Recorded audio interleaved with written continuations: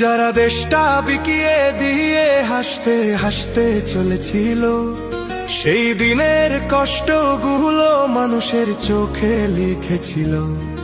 এবার সত্যটাকে চিনতে হবে, সময় এসেছে ভাই। দাড়ি পাল্লা ছাড়া এবার মাপার উপায় নাই। নৌকা ধানের শীষ, লাঙ্গল দেখা শেষ, দাড়ি পাল্লা এবার গর্বে বাংলাদেশ।